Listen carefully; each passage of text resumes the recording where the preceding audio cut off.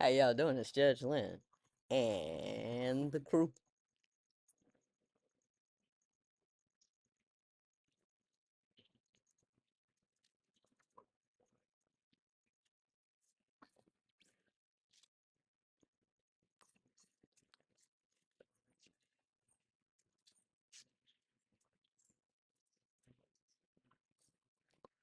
I'm out here with the crew for a reason. I'm out here for the crew, in part because it's early in the morning and it's really hot out here, and I can't sit out here with them very often. Uh, when it gets late, I play window ball. I throw it out the window, which is a lot of fun. They love it. I get to stay in the air conditioning, but sometimes you have to be outside. And and I'm emphasizing that because it's one of the responses that I have to remember I said I'm getting a lot of women writing me that are all wrapped up in a number of very distressing things. History's bad.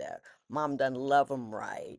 Uh, husband, boyfriend not doing just everything. And I'm trying this, and it's no matter how hard I try, I don't get there. Don't get there. I don't just long, long, long of just angst in every area of your life. And I was trying to figure out a way to respond to all of them in some kind of way because the pieces and parts of the problems that you have, I can't help solve, but I can help put you in a position where you can have a process and procedure by which you live through them better. Now, everybody knows I say shake out the sheets of your problems. In other words, don't just, this is wrong and this is wrong this way. Just, whoo, and you write them down on a piece of paper. And then you got to put a line through the ones that ain't really important, and there are some that ain't really important. And you may have trouble figuring out which one of those are in the beginning because you're so caught up. But my concern is I don't want you to get so stuck in the details of your difficulties that you can't live your life. Uh, some people are talking about difficulties that are life threatening. That's not what I'm talking about. But what I do see is a lot of, especially young women, we got to hold for sound. That was a helicopter. Uh, but while you're but a lot of them, it's just a lot of small, not small things, but just every little thing ain't going quite right. Uh, and uh, it's feeling disrespected. It's feeling unloved. It's feeling like I'm not where I should be. And I think part of that is that we spend so much time comparing ourselves to other people because we spend so much time scrolling. And people, now it's you know, people make money off of agitating you. And, I'm starting to realize what rage bait is, because I used to think, oh, how could something like that happen? Then I realized how steady the camera angle is. And I said, oh no, somebody said, and if you want to get noticed on YouTube or something, you got to have something really wild. Unstable mother, blah, blah, blah, blah, blah, blah, blah. And everybody is living what I used to call a high volume household when I was in court. And I was doing domestic violence cases. And there was this thing where some people were in high volume households where everything was, everybody yelling about everything. And then so to get heard, you have to yell even louder. And so that's what we're doing. We're yelling even louder and we're making more outrageous statements and we're getting more upset. And then your whole utter emotionality goes up. And I was like, how can I address that? And I was looking in my book, Dear Sonali, Big Picture Better. Happiness does not hang in your closet, nor does it park in your garage. And it's not about, the chapter is not about money is not important, or that's how you should live. But don't forget to enjoy your life while you're working out the problems. You know what I mean? Even if you're, had a young lady talk about how, um,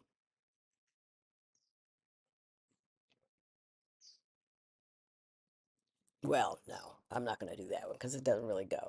But I try to be more organized. I really do. But uh, just how disrespectful her man or her husband is about anything that deals with her.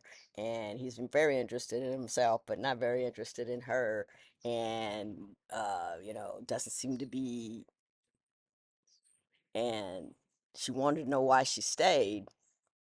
And I think she's staying because of some stuff I don't know about. Because there is something in there. There could be comfort in the economic, just being with somebody. It's nice to have be around somebody and have somebody down in your corner. There are other things that may be keeping you there. That one thing ain't working is that he's not very, he's a little selfish. That could be a conversation or two. You know what I mean? That could be a conversation or two because that's just, you know, I don't know. That one wasn't quite a good example of what I was talking about because she had one very distinct problem, and I'm talking about people who are just distraught, and that has been me of late. You know, things are just happening and happening and happening, and then I scroll to calm down, but then I realize that all the scrolling does is my emotionality in other ways. And so I have to fix my algorithm, or sometimes I only do elephants and whales and penguins. You know what I mean? Because you got to live your life while you're still solving your problems. So even though today you got A, B, C, D going, is there 10 minutes you can go outside and look at something and see something and live your life? Put on some music, uh, uh, read a good book, have a good friend that you talk to, and don't live your problems. That's what I do. If I'm not worrying about if I'm not worrying about something, I think I'm missing something. So I sit around here and I look for things to worry about. Well, this is a problem. That could be a problem. That could be a problem. And I create more problems than I really have. And then I exacerbate the problems that I have because I'm always picking at them and doing something stupid about it. And in the interim, I'm not, huh, having a good time. I'm not going to get a pedicure. I'm not going to get one because I give myself pedicures. My cheap is deep. You get one of the little baby feet and you put them on your feet. Oh, oh, it's wonderful. I used to try to pretend that just didn't happen, but I had a brain malfunction, so it just happened. So I have to turn it off and start all over again. That's just what it is. Uh, big picture better. And I was just, I was trying to remind young ladies not to do what I did, which is go from problem to problem to problem without realizing that, or better and better and better. And I have to do this and I have to do more. And you got to have 97 streams of income and an entrepreneur and all this kind of stuff. And hey, do you see the concentration on that dog's face? Decker. Decker?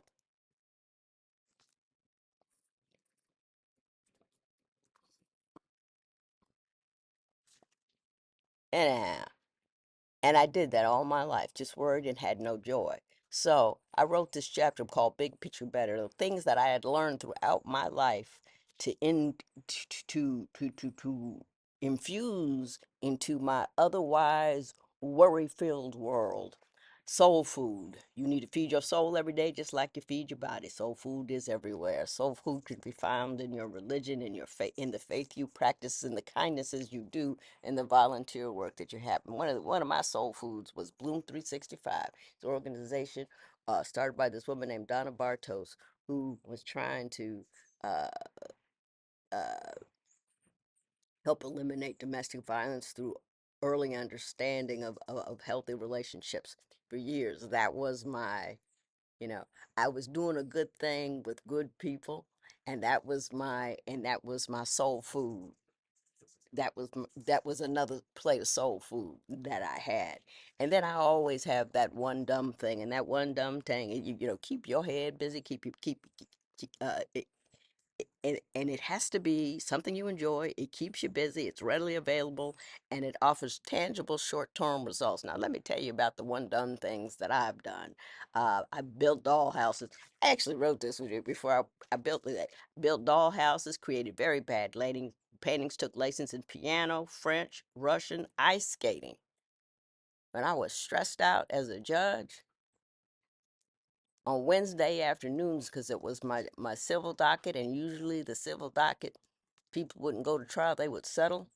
And so I went and took ice skating lessons with a bunch of 12-year-olds at noon at lunch. Grown woman. And I fell in, like on my fifth lesson, I fell and cracked my head so hard I didn't go back at all. Jazz and ballet, dancing, and taekwondo. I got a black belt and I still can't beat up a pillow, but I did it. And then there are books. Books can do that for you, and music can do that for you. Move, work out, group up like the guys do, you know? And then don't talk about your problems. I watched my sons. And this is what they tell me to, hey mom, you want to come over and sit by, and that's hard for me. Uh, but you know, I'm just saying, don't let other people's economic interests irritate you. Make sure you can separate out what your life is really about. And even in the context of your problems, don't forget big picture better. I often did. Wasted a lot of time. You know how much joy I could have had? Because 99% of the things that I worried about didn't never happen. It's never happened. And I'm not talking about these people are worrying about things that aren't real. They do have real concerns and real problems. But if we focus solely on those, you know, I like to shake them out, write them down, get rid of a few easy ones, tackle a hard one, and have a conversation about some of them. And you feel like you got, see, because that makes you feel like you got more control. It's not just all these troubles lip lapping about you. You know, it's like, oh, these things are bothering me. Now I'm just off the high and joy of doing that. And I'm going to take one of these and do something about it.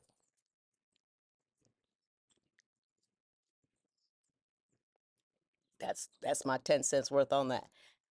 Well, somebody said two questions that were related. They were unrelated but related. But she says, hello, Judge Lynn. My name is Lavon. Hey, Lavon, when did you discover that you want to be a judge? And then someone else asked, my question is, do you have any advice for young people transitioning to college years and isn't quite sure what path to take? Let me tell you what, I'll answer the second one first.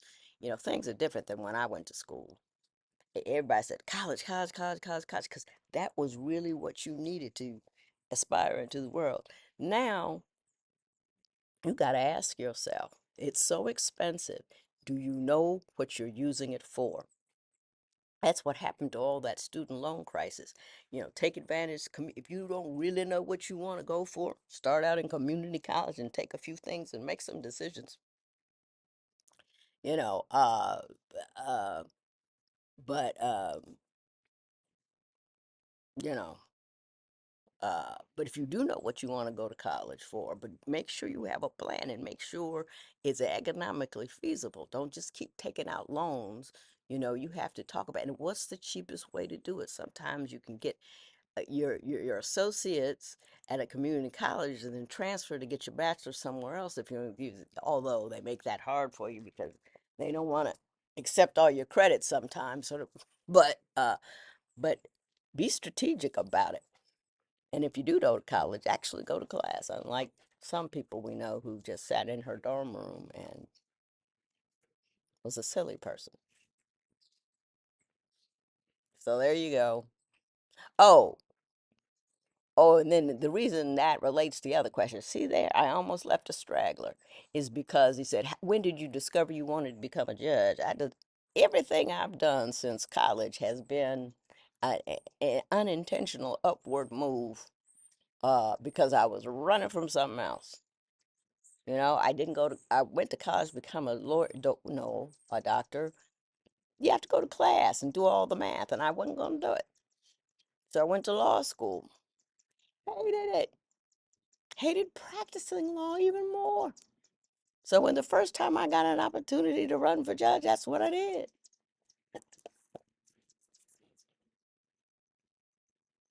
It's not an inspiring story. I'm fairly lazy,